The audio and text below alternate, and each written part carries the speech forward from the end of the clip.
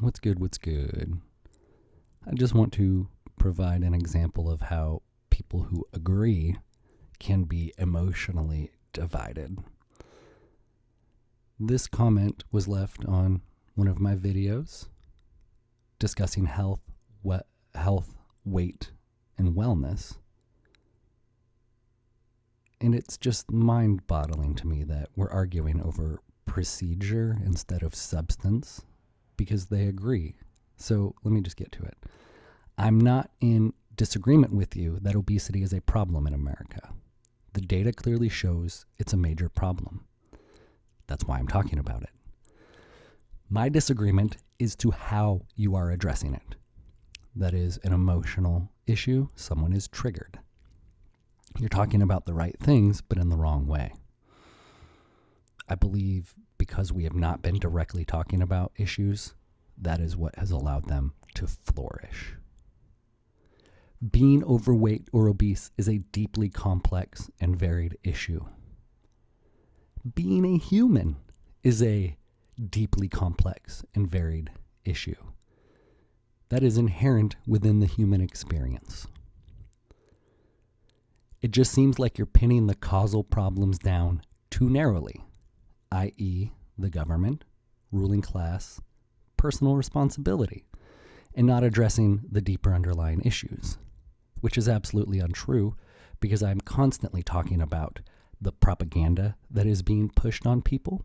I'm constantly talking about the oppression that our government is inflicting upon people, about how tyrannical our government and institutions are, how manipulative the ruling class and elite are. The deeper underlying issues, trauma, the mind, body, and soul are absolutely connected. And the biggest opponents of the average American experiencing agency and sovereignty are the government and ruling class and stupid ideologies that are trying to remove the idea of personal responsibility from conversations. You have a personal responsibility, but your community also has a reciprocal responsibility. So I don't understand how personal responsibility is too narrow of a causal factor. It even sort of sounds like you're saying we shouldn't have universal health care if some people aren't going to own up and be personally responsible for their actions. Please correct me if I'm wrong. I'm not trying to mischaracterize you. You are wrong, and it makes me wonder if you've even watched the videos, because the videos are premised on the point that we are starting from a position of having a lot of unhealthy people and a very inefficient and corrupt system. So how do we integrate the two of those into a universal healthcare program? I understand why people don't want to be taxed more than they already are to fund unhealthy behaviors. We need to reconcile this because you do have a personal responsibility that comes with your rights of citizenship, we can say. So I don't believe in human rights, but I believe that we can create something called rights of citizenship, where if you agree to exist within the boundaries of this civilization that we have constructed, you are agreeing to uphold a certain level of personal responsibility. So if you want the right to use the healthcare system that has been created, you have a responsibility to not abuse that system. Are you even watching my videos? Because I'm trying to find a solution, but we have to talk about these things to find that solution. Because you're not disagreeing with me that obesity is a problem, and you don't disagree with me that the government is a problem. So we're superficially being divided. I'd encourage you to look up data on obesity and race and culture, obesity and socioeconomic status, obesity in other countries, and how it differs from ours. I'd encourage you to just provide some data and make an assertion. Obesity is, I don't think quite yet a pandemic, but it is approaching that level. And with the consolidation of farming and the increase of factory farming and industrial agriculture that yields crappy crops and removes people from the planet in the form of people cultivating their own food, yeah, it's going to become a problem. These mass-produced foods are not quality foods. We have become so far removed from the planet that the underlying issues are very deep, like you said, but also connected to our ways of existing. Personally, I just think we can talk about health and wellness without talking about weight. Well, personally, I don't. I mean, you can, but it's going to be an ineffective and inefficient and incomplete conversation. It is just, I'm hesitant to discuss a sensitive topic, so let's talk around it. But talking around these things is what allows them to grow. You said in this video that losing weight is the easiest thing that you can do to improve your health. While I don't completely disagree, I have some problems with that statement. First, losing weight is not the easiest thing you can do, and for a multitude of reasons. I'm not trying to make excuses for anyone, it's just a fact. Second, okay, hold on, wait. What are the multitude of reasons? So there are a multitude of reasons, but you're not going to tell me what they are? You're just going to tell me they're a fact, but what are they?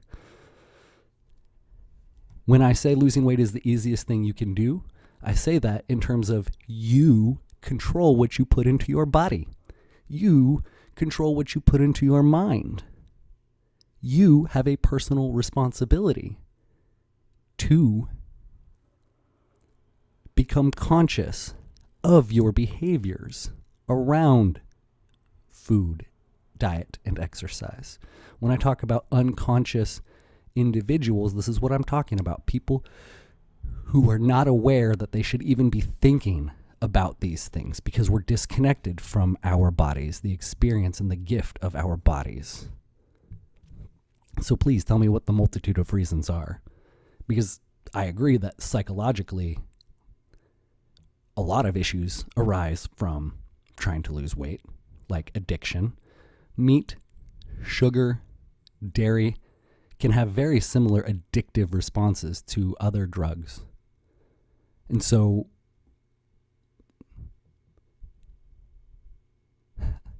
when I talk about the information around nutrition, that isn't talked about a lot. The food pyramid, I think it's been changed, but even the new change isn't that great. So I agree that it's a very yin and yang position. And so I'll concede a little bit that in the context of controlling what you put into your body, it's easy to lose weight. But in the context of questioning someone's agency of mind and agency of body, because if you're addicted to something, do you have agency of your body and mind? You still have personal responsibility, which creates this complex union of freedom and responsibility.